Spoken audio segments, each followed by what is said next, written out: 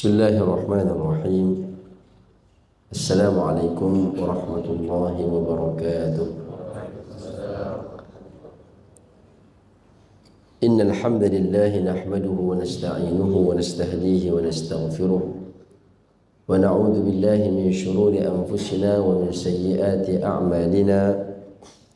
Man yahdihillahu fala mudilla lahu wa man yudlil fala hadiya lahu. أشهد أن لا إله إلا الله وحده لا شريك له وأشهد أن سيدنا محمدا عبده ورسوله.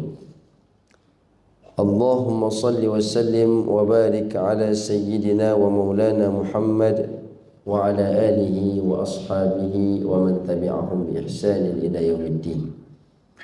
سبحانك لا علم لنا إلا ما علمتنا إنك أنت العليم الحكيم ولا حول ولا قوة إلا بالله العلي العظيم.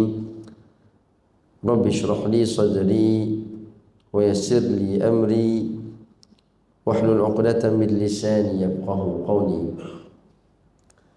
اللهم يسر ولا تعسر وتمم بالخير. نوينا التعلم والتعليم والتذكر والتذكير والنفع والانتفاع والإفادة والاستفادة والحث على التمسك بكتاب الله وسنة رسوله صلى الله عليه وسلم والدعاء إلى الهدى والدلالة على الخير ابتغاء مرضات الله وقربه وثوابه. آمين اللهم آمين. أما بعد.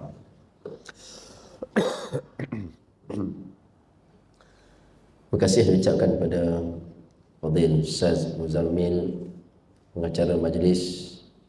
Dihormati bahagia Tuan Pengurusi, seluruh ahli jawatan kuasa Surau Asy-Syakirin, Taman Pahlawan, pada para asatizah, tuan-tuan guru dan seterusnya, ayah-ayah, ibu-ibu, adik-adik, tuan-tuan perempuan hadirin dan hadirat, tetamu Allah SWT sekalian. Dan tak dilupakan juga kepada yang berbahagia Tok Din. Ini jadi dari mana Tok Din tadi? Dekat sini juga. Alhamdulillah.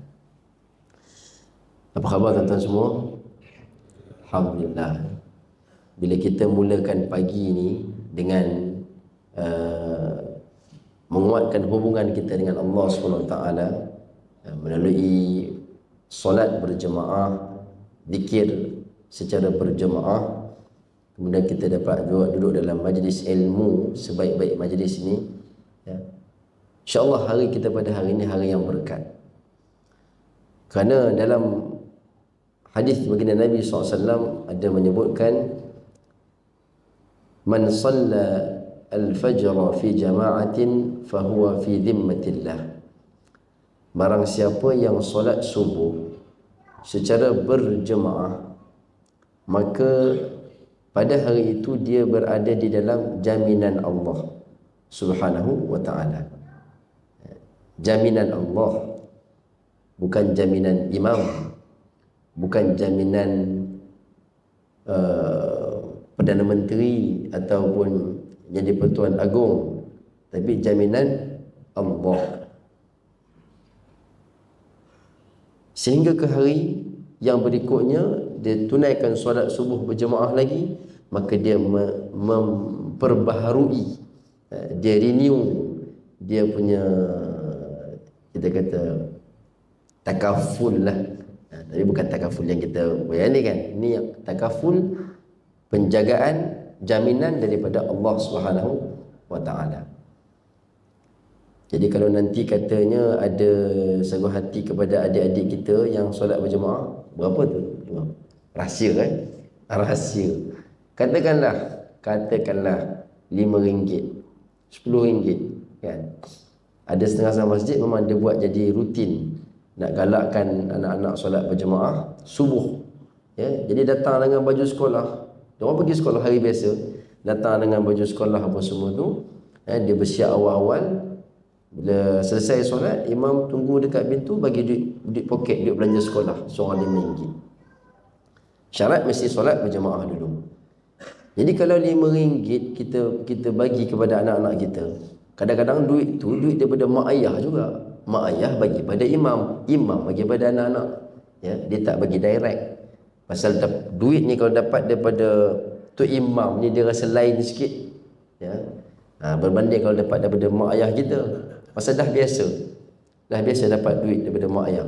Jadi ibu ayah bagi duit pada imam, imam bagi pada anak saja. RM5, RM10, kalaulah balasannya itu mendapat jaminan Allah Ta'ala sepanjang hari, apalah sangat kadar bayaran itu. Walaupun kadang-kadang kalau fikir-fikir, nanti ada juga AJK dia kata susah juga macam ni. Ya, dalam Korea taman kita ni ada berapa ramai budak-budak, dia kata kalau semua turun tak muat surau kita ni, mana nak cekau duit. Bab duit tu jangan risau, rezeki Allah Ta'ala bagi. Ya. Jadi RM5, RM10, kalau dengan sebab bayaran tu Allah jamin anak-anak kita. Kita pun tak boleh jamin anak-anak kita punya keselamatan. Siapa boleh jamin? Ya. Kita boleh ambilkan plan takaful untuk dia, untuk sekian-sekian, untuk kesihatan, untuk boleh. Tapi kita tak boleh jamin anak kita tu kena ancaman. Ya. Plan takaful itu untuk menjamin dia waktu dia sakit, dia boleh cover dia punya pembiayaan perubatan. Tapi tak boleh cover dia punya penyakit. Sakit-sakit juga. Tapi kalau Allah yang jamin, insya-Allah selamat. Ya. Jadi alhamdulillah, satu usaha yang baik. Saya ucap tahniah pada pihak pengurusan surau. Ya, program-program yang seumpama ni, masya-Allah, kalau dapat dijadikan budaya, insya-Allah ini jadi asbab perubahan yang baik pada masyarakat. Kita nak berubah, nak ubah satu negara, bukan kita punya kuasa. Ya. Kita ni individu yang kecil saja. Ya. Kita nak ubah, jangan katakan satu negara, negeri pun tak mampu. Ya. Daerah kita sendiri pun kita tak mampu. Tapi kita boleh mula dengan diri kita, keluarga kita dan kelompok kita setempat. Ya.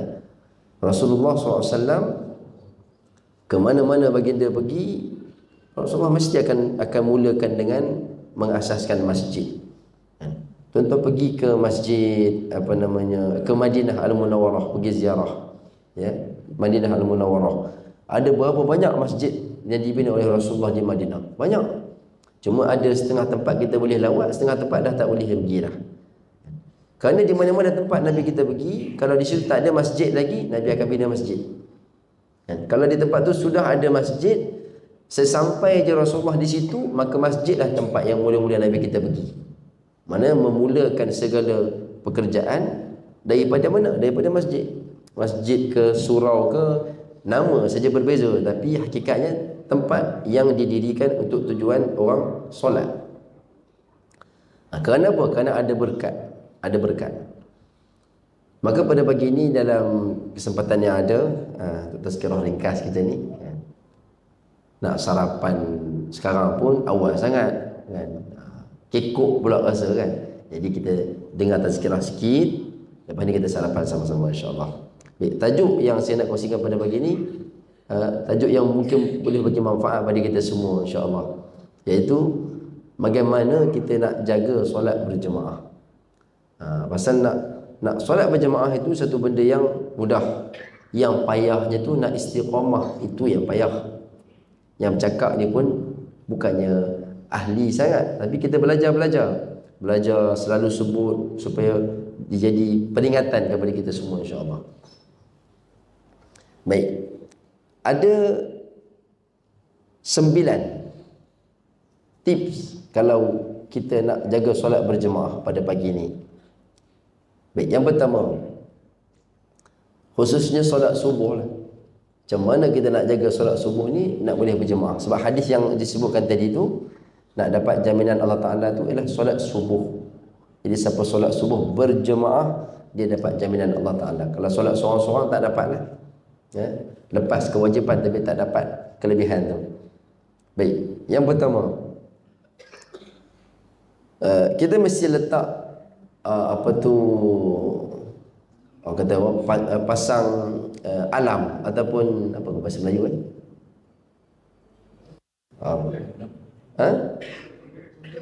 Penggera. Tu, penggera. Ya. Jam loceng ke, handphone ke, Apa-apa sajalah. Kadang-kadang alam tu manual. Pesan pada isteri, esok pagi pukul 5 kejut saya. Dia bangun pukul 5, bel, itu jadi alam kita membangun kan. Jadi pasang alam. Ini usaha ikhtiar. Tambah-tambah kalau orang-orang yang dia ada kepentingan. Contoh macam imam, Tok Siak, Tok Bilal. Yang kalau dia tak datang, hara. Kalau orang lain tak datang, okey lagi. Jadi kita letak alam, pasang alam. Tak apa ustaz, saya yakin insya-Allah boleh bangun. Yakin satu perkara, usaha ikhtiar satu perkara. Jadi kita meletakkan alam daripada waktu malam sebelum kita tidur. Di situ sudah boleh pahala dah. Tunjuk kata keazaman kita tu nak bangun subuh. Ada keazaman. Jadi dengan keazaman tu dah ditulis pahala dah. Walaupun belum buat lagi.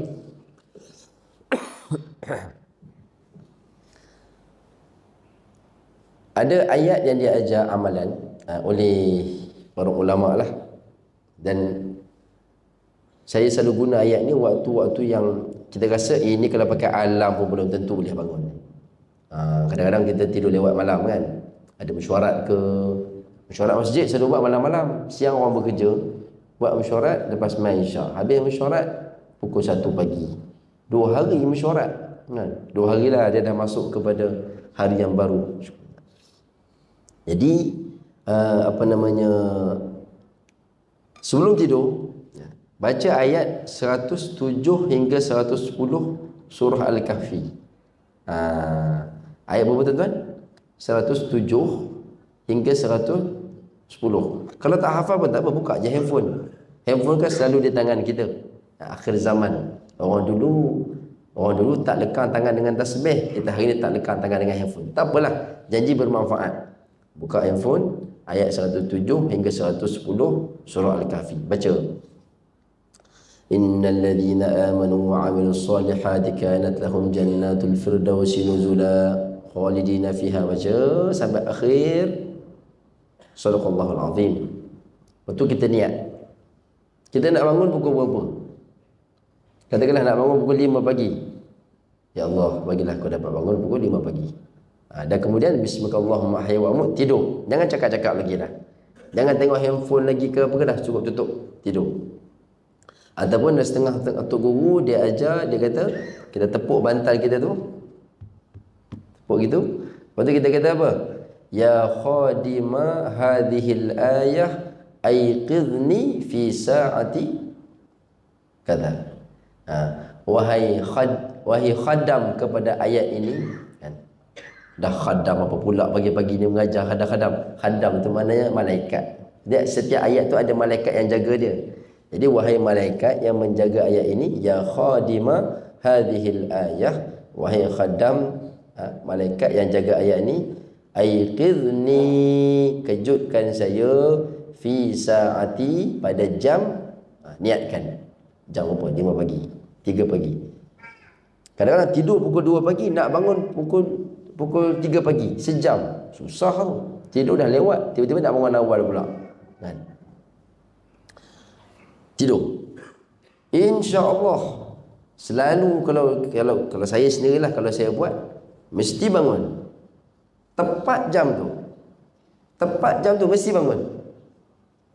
Cuma cabaran dia ialah kita bangun tu nak bangun terus ke kita nak baca ayat sekali lagi. Innal ladzina amanu, baca sekali lagi, ya Allah 5 minit lagi kejut aku pula. Memang tak bangun dah. Itu main-main nama dia. Macam kita punya alam kan.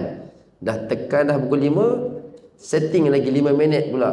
Jadi 5 minit yang lepas pada tu jadi lajak lah. Itu mujarab, boleh amal. Tak maksud satu amal waktu kritikal lah, waktu yang macam tidur lewat tapi nak kena bangun awal, kita nak pergi ke airport ke apa ke. Jadi alam ni tak meyakinkan kan. Baca ayat tu 107 hingga 110 surah apa? Al-Kahfi. Baik, itu yang pertama. Mana kita masih kena ada usaha ikhtiar ya. Itu tanda tawakal yang sebenar. Yang kedua ialah mesti kena ada Suhbah salihah, mana ada sahabat-sahabat yang baik yang membantu kita untuk kita menjaga solat berjemaah. Mana kena berkawan dengan orang yang jaga solat. Kalau tuan-tuan berkawan dengan orang yang tak jaga solat, kita ni jaga solat, tiba pada waktu, masuk waktu, contohnya azan zuhur, kita sedang duduk dengan kawan-kawan kita yang tak jaga solat berjemaah. Dia solat juga, tapi solat tak kira waktu. Tengah-tengah sembang, tengah makan macam ni, tiba-tiba dengar azan, kita kata, saya nak pergi semayang dulu, jom kita pergi solat. Kawan kita kata, nantilah, solat ni waktunya luas, kita tengah makan sekarang ni, makan dulu. Hadis Nabi bagi tahu, kalau kamu tengah makan, tiba-tiba dengar azan, habiskan makanan dulu. Yang ni yang haru ni, kan? Dia pandai guna hadis pada tempat tu. Yang hadis awal waktu dia tak nak guna, kan? Tak betul lah tu, ya. Jadi kalau kita berkawan dengan orang yang tak ambil berat tentang solat berjemaah, kita pun jadi kurang kekuatan juga. Betul juga, nanti kita solat sama-sama kita lah. Jadi dia tak ambil keutamaan solat dengan jemaah yang utama tu. Tapi kalau kita berkawan dengan orang yang jaga solat berjemaah, kita tak berapa nak kuat, ya? Kita ni orang kata apa, lemah semangat, ya? Tiba-tiba berkawan dengan orang yang solat berjemaah 3-4 orang. Kalau semua kawan kita pergi berjemaah, takkan kita nak tinggal lagi seorang-seorang, kan? Kita pun ada rasa malu juga, walaupun tidak berapa ikhlas. Taklah ikhlas sangat, tapi sebab kawan-kawan semua pergilah juga. Itu penting, bersahabat, berkawan dengan orang yang jaga solat berjemaah. Ini pun sama juga bagi pasangan suami isteri, ya. Jadi nak timbulkan suasana budaya jaga solat berjemaah tu kena mula daripada awal. Mula daripada awal. Lepas tu ada pernah satu ketika Habib Zain bin Sumit, seorang ulama besar lah, sekarang masih hidup lagi beliau, hafizahullah, ada di Madinah Al-Munawwarah, tapi dah uzur sangat lah. Maka pernah diceritakan Habib Zain waktu dia nak menikah, mengakadkan pernikahan anak murid dia. Jadi seperti biasalah, sebelum akad nikah ada khutbah nikah dulu. Maka dia khutbah. Dia dalam khutbah tu 4 perkara dia sebut. 4 perkara yang dia sebut. Dia kata orang yang berkahwin ni, ya, terbahagi kepada 4 golongan.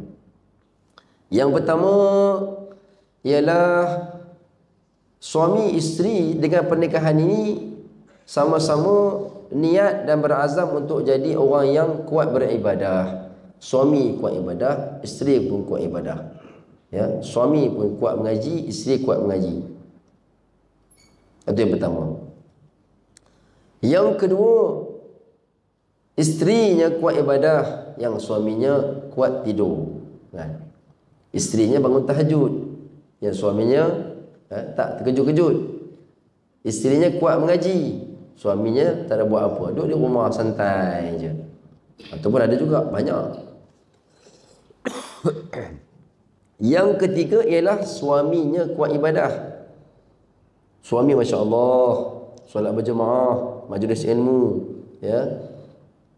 Yang isteri duduk melayan TikTok dekat rumah, tak tahu apa yang dilayannya tu, ya. Kejap-kejap sampai delivery barang, beli barang TikTok murah, dia kata, dia layan TikTok, ya. Itu yang ketiga, pun musibah juga. Yang keempat, ini lebih musibah lagi. Suami isteri dua-dua je ni liat beribadat, ya. Dah lah tak pergi sembahyang di masjid surau, di rumah pun tak buat berjemaah juga. Suami sembahyang dekat ruang tamu, isteri sembahyang dalam bilik. Yang isteri pun tak nampak suami sembahyang, yang suami pun tak nampak isteri sembahyang. Sembahyang bukan tak sembahyang, solat, tapi tak tahu masa bila. Abang dah solat ke? Dah solat dah. Bila? Tadi, kan? Tengok sejadah macam tu juga daripada tadi. Jadi ini macam budak-budak kan? Budak-budak kan macam tu kan? Dah solat belum? Dah solat dah. Kita kata sejadah ni daripada tadi macam ni je gayanya. Masa bila pula dia solat? Itu musibah. Jadi Habib Zain dia tanya pada pengantin tu, kamu ni nak kahwin, aku nak akad dengan kamu ni, kamu nak jadi golongan yang mana? 4 tu. Kata pengantin, saya nak jadi yang nombor 1, supaya suami isteri kuat beribadat, kan? Kuat beribadat. Jadi kata Habib Zain, kalau begitu sekarang kamu niat sebelum aku akad nikah. Sebab kalau dah akad nanti, kalau kamu tak niat tak jadi. Niat sekarang sebelum akad nikah, baru jadi. Jadi katanya untuk menghidupkan budaya tu, dia kena mula daripada awal. Ketika pemilihan pasangan, sebelum kita nak akad nikah, kita dah niat dah untuk apa kita nak berkahwin. Kan? Persoalan dia ialah, Tok Din dulu ada niat tak dulu masa nak akad nikah dulu? Dulu. Maknanya nanti akad nikah yang seterusnya kena niat lah. Saya sebut dekat Tok Din ni, jemaah saya, jemaah umrah. Tok Din dah ada pengganti belum? Belum. Tok Din ni single. Sebab tu ada akad nikah yang kedua. Orang lain jangan cari pasal. Kan? Nanti saya kena dulu. Ustaz datang mengajar apa ni kat suami-suami kami, dia suruh nikah lain. Tak. Ini single. Jadi boleh lah. Cari-cari sesuatu bujang-bujang. Ayah nak datang, nak pergi surau seorang-seorang, takut nak ada Tok Imam, ada Cik Abang tolong bawa. Ni ada seorang, insyaAllah. Boleh Tok Din. Jadi cari kawan yang boleh membantu kita untuk jaga solat berjemaah. Suami isteri ini cukup penting. Saya sebut suami isteri sebab kalau kawan ni kita ada waktu-waktu je kita bersama. Suami isteri ni dia selalu banyak waktu bersama. Jadi rugi kalau tak gunakan kelebihan tu untuk mendorong kita punya pasangan kita jaga solat berjemaah. Isteri kadang-kadang ada yang menjadi penghalang kepada suami pergi masjid surau. Abang nak pergi mana pula? Baru je balik. Baru balik kerja, abang nak pergi solat maghrib ni. Abang tengoklah ni anak-anak kita kat rumah apa semua ni, takkan nak tinggal saya urus seorang-seorang.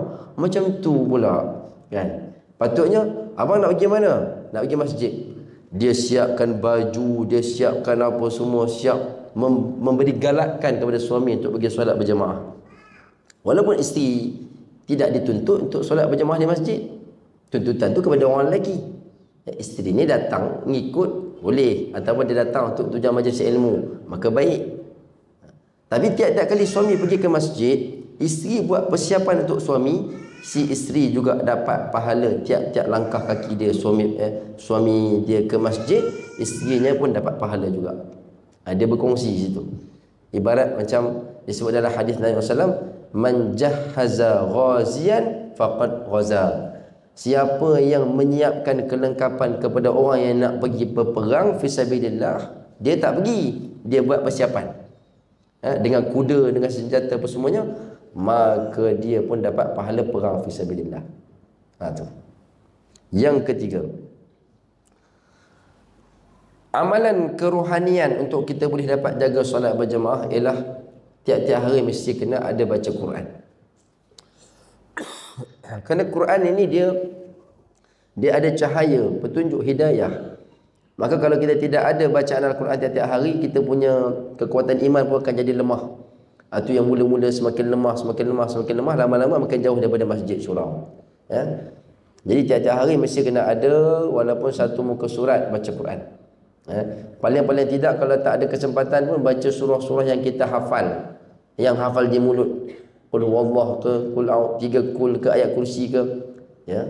Sebaik-baiknya bacaan yang khatam lah. Tiap-tiap hari satu muka surat, sambung sampai khatam. Itu yang terbaik. Katakan ada waktu yang tak sempat kita nak ambil Quran, nak baca, nak buka satu muka surat tu, tak sempat. Jadi jangan tinggal juga baca Quran. Walaupun ayat yang kita ulang-ulang. Sebab kalau sehari kita tinggal Quran, mula kita jauh daripada Allah Ta'ala. Kemudian yang keberapa tuan-tuan? Yang keempat ialah menjaga juga amalan-amalan sunat. Amalan-amalan sunat kena jaga juga. Sebab amalan sunat ni dia adalah penguat kepada amalan fardu. Kita solat fardu, kita buat solat sunat. Kita puasa fardu, buat puasa sunat. Kita bayar zakat yang wajib, kita ikuti juga dengan sedekah-sedekah yang sunat. Jadi tiap-tiap amalan fardu ada sunat-sunat dia. Amalan sunat ni jangan anggap dia remeh-temeh. Terutama macam solat rawatib. Solat rawatib ni ialah sembahyang sunat yang mengiringi solat fardu. Kan? Tak banyak pun. Ada 12. 2 rakaat sebelum subuh. Lepas tu 4 rakaat sebelum zuhur. 2 rakaat lepas zuhur, 2 rakaat sebelum asar, 2 rakaat selepas maghrib, 2 rakaat selepas isyak. Tak banyak. Jadi kita buat solat rawatib itu kalau boleh jangan tinggal. Solat rawatib adalah sembahyang sunat yang paling afdal dalam semua sembahyang sunat. Lebih afdal daripada sembahyang tahajud, lebih afdal daripada solat duha, lebih afdal daripada solat-solat yang lain. Ya. Jadi dalam ranking solat sunat yang paling afdal solat rawatib, sebab dia bawah sikit daripada solat fardu. Dia panggil min tawabi'. Tawabi' ni mana pengikut. Pengikut ni dia ikut hukum yang diikut. Lepas pada tu baru solat tahajud, solat malam. Jadi solat rawatib, kalaupun kita ni tergesa-gesa tak dapat nak buat dengan sempurna, buat ringkas pun tak apa. Ya, baca yang wajib-wajib pun tak apa. Fatihah saja tak sempat nak baca surah sebab nak cepat, nak kejar masa. Ya, 2 minit pun boleh solat sunat. Kalau kita buat laju-laju lah, tapi janganlah abaikan rukun dia punya kesempurnaan tu. Tamakninah kena ada. Cuma kita baca yang ringkas-ringkas lebih baik daripada tak buat. Tinggal terus, sayang, rugi, pahala besar. Dalam satu hadis ini pernah diceritakan oleh tok guru kita waktu mereka baca kitab Munyatul Musalli, kitab biasa masyarakat Melayu kita sinonim dengan kitab Munyatul Musalli, mengaji bab solat, Syekh Daud Fatani. Di dalam kitab tu ada sebut tentang amalan solat ni, nilai dia macam mana. Waktu mula-mula Allah Ta'ala ciptakan malaikat Jibril alaihissalam. Malaikat Jibril dicipta daripada cahaya. Allah ciptakan malaikat Jibril ni dengan keadaan yang sangat hebat. Dia ketua malaikat. Bayanglah ketua malaikat. Kita kalau nak buat contoh perumpamaan tentang kebaikan manusia, kita akan kata kamu ni baik macam malaikat. Mana baik sungguh, hebat sungguh, cantik. Maka malaikat Jibril bila dicipta dalam keadaan diri dia yang hebat tu, dia syukur pada Allah Ta'ala, maka dia pun bertasbih kepada Allah SWT. Maka apabila dia bertasbih kepada Allah SWT, Allah Ta'ala tambahkan lagi kepada dia keindahan, sehingga dikurniakan pada dia 600 sayap. Maka suatu hari pernah malaikat Jibril ni dia terbang dengan sayap dia. Dia minta kepada Allah, ya Allah, aku nak tengok arasy engkau. Allah Ta'ala kata, kamu tak akan mampu untuk tengok. Kata dia, aku nak cuba nak tengok. Maka dia terbang dengan sayap dia.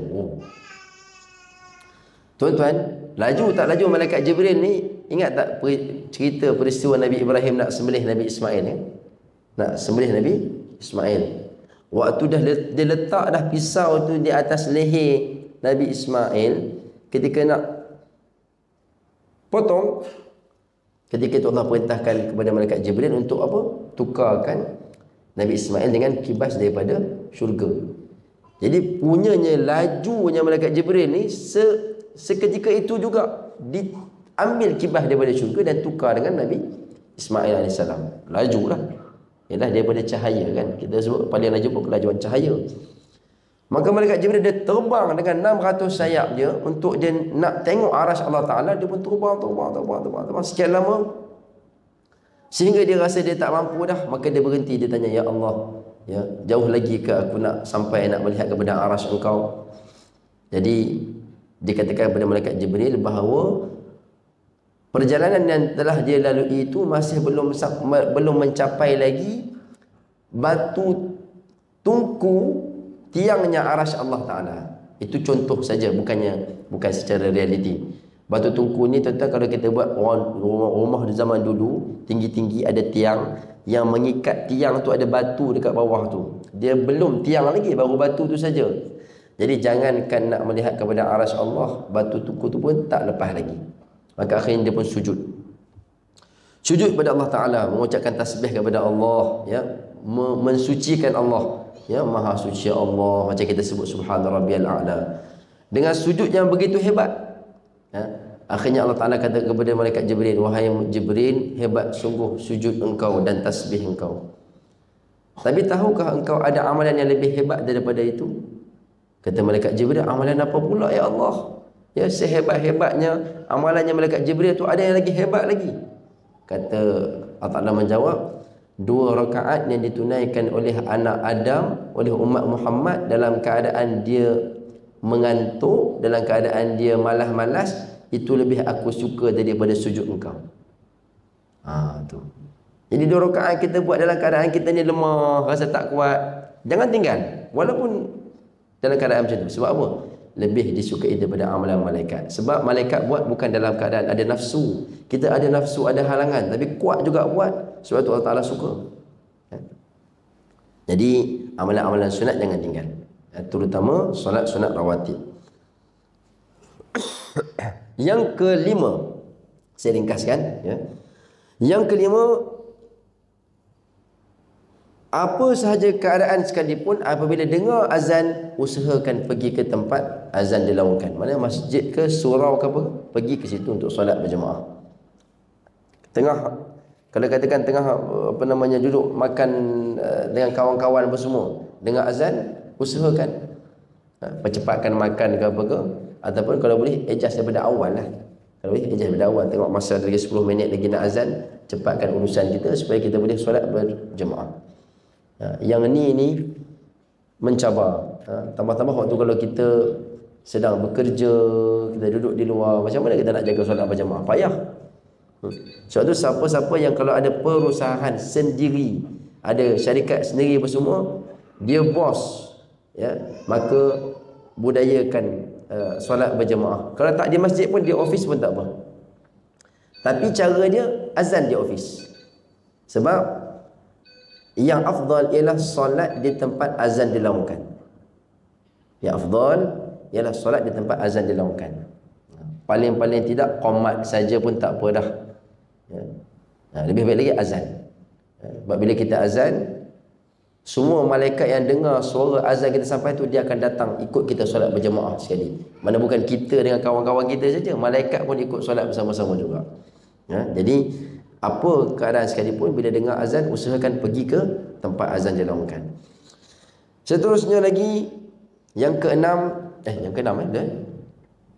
kena banyakkan amalan istighfar dan taubat. Istighfar dan taubat. Sebab kadang-kadang yang menghalang kita untuk pergi solat berjemaah tu bukan halangan daripada luar, bukan kawan-kawan, bukan hujan, bukan panas, bukan kemarau, tapi halangan daripada dosa-dosa kita sendiri. Ya, seseorang itu diharamkan dia daripada rezeki kerana dosa yang dia buat, yang dia belum taubat kepada Allah. Pasal apa kita buat kerja tak jadi? Ya, istighfar, astagfirullah. Jadi pekerjaan tu. Kan? Rupanya yang menghalang tu adalah dosa kita. Maka amalkan istighfar. Rasulullah yang tak ada buat dosa pun, SAW, Nabi kita tak ada buat dosa pun, melazimi istighfar. Ya. Kata Nabi SAW, inni la astaghfirullah wa atubu ilaihi fil yaumi 70 marrah. Aku ni mesti taubat kepada Allah tiap-tiap hari, tak kurang daripada 70 kali. Dalam riwayat hadis 100 kali istighfar. Jadi amalan istighfar ni dia akan membuatkan dosa yang ada pada diri kita tak melekat. Bila kita buat dosa, kita manusia yang tak lari daripada dosa.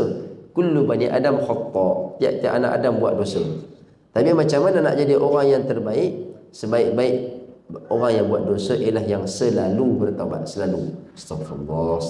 Lepas solat pun istighfar. Kan pelik, dah solat dosa dah dihapuskan, istighfar apa lagi? Tu nak kata jiwa seorang hamba dia sentiasa merasa diri dia berdosa. Kita tak rasa diri kita ni orang suci, orang bersih, ya, tak, sentiasa merasa diri berdosa. Wala tuzakku anfusakum, jangan kamu sucikan diri kamu, ya, huwa a'lamu biman ittaqa, Allah dia lebih tahu siapa yang bertakwa. Ya, jadi istighfar selalu. Tambah-tambah kalau terlepas solat berjemaah, istighfar terus. Astaghfirullahalazim, dosa apa yang aku buat ni sampai Allah tak pilih aku untuk solat berjemaah. Tak boleh bangun malam, istighfar. Astaghfirullahalazim, dosa apa yang aku buat sampai aku tak dapat nak bangun malam. Macam tu. Yang ketujuh, ialah tak dapat tidak kita kena banyak berdoa minta kepada Allah SWT. Kita rasa kita ada kekuatan, rumah pun tak jauh daripada masjid surau, langkah jalan saja dah sampai. Tapi kalau tidak ada izin daripada Allah Ta'ala, tak sampai. Maka kena minta dengan Allah Ta'ala, minta. Ya, antara doa yang diajar dalam surah Ibrahim, doa Nabi Ibrahim, minta supaya zuriat kita ni kekal mendirikan solat. Rabbi ja'alni muqimas salah wa min dhurriyyati Rabbana wa taqabbal du'a. Nanti ayat berapa nanti minta dengan Ustaz Muzammil. Tak sempat pula saya nak cari kan. Jadi doa tu amal selalu.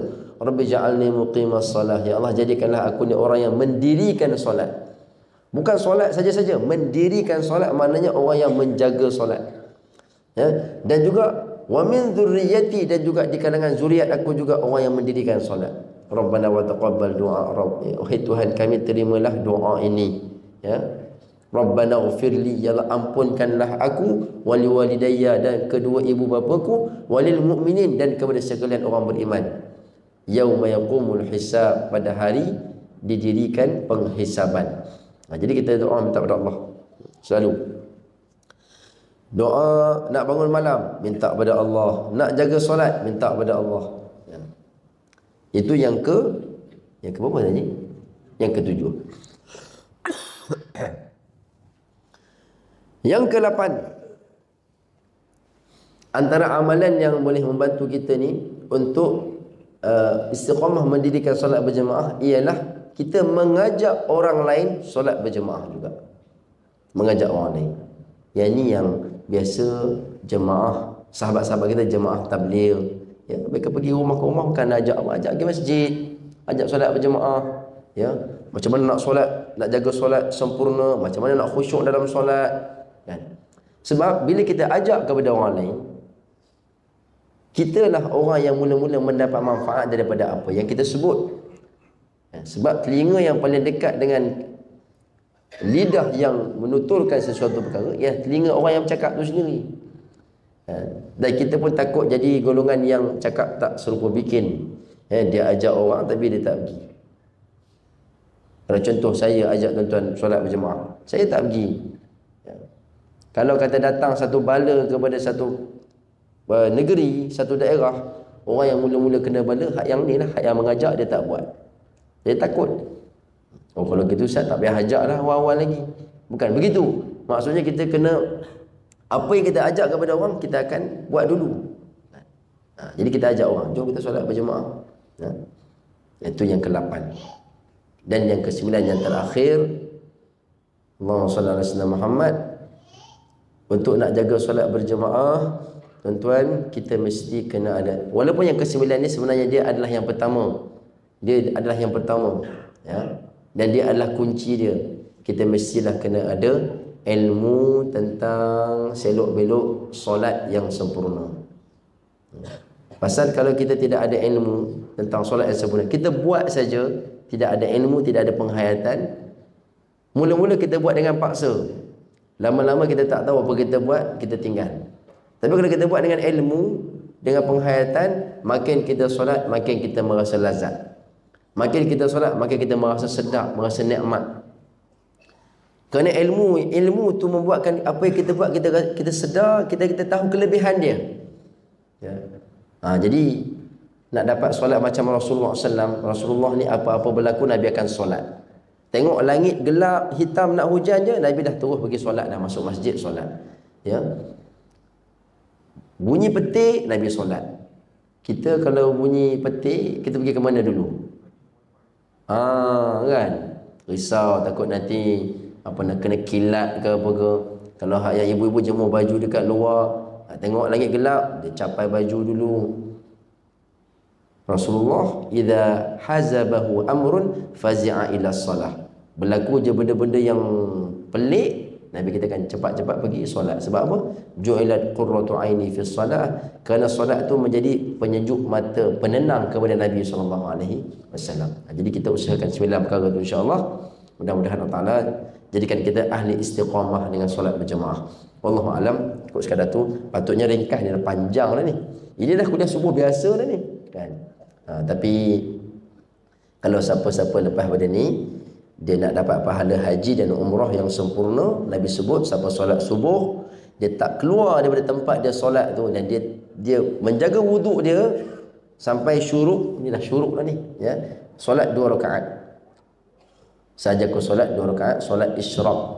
Solat isyraq 2 rakaat. Kata Nabi, maka dia dapat pahala haji dan umrah yang sempurna, yang sempurna, yang sempurna. Pahala haji dan umrah yang sempurna 3 kali Nabi sebut. Jadi alang-alang dah lewat tu, ya, kita ambillah pahala terus, ya. Wallahu alam, yang baik daripada Allah Taala, yang silap yang kurang tu adalah kelemahan saya sendiri, mohon ampun dan maaf. Aqulu qali hadza wa astaghfirullahal azim li wa lakum. Bismillahirrahmanirrahim. Alhamdulillahil alamin wassalamu ala asyrafil anbiya'i wal mursalin wa ala alihi washabbihi ajma'in.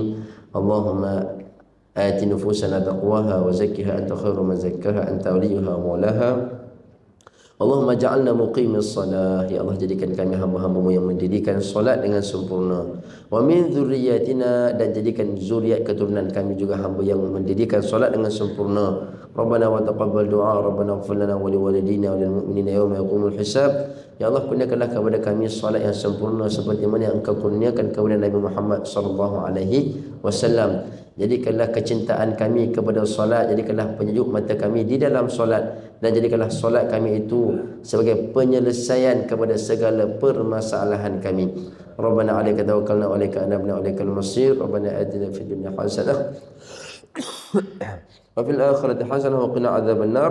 Wa sallallahu ala nabiyyina Muhammad wa ala alihi wa sahbihi wasallam. Walhamdulillahi rabbil alamin. Bismillah.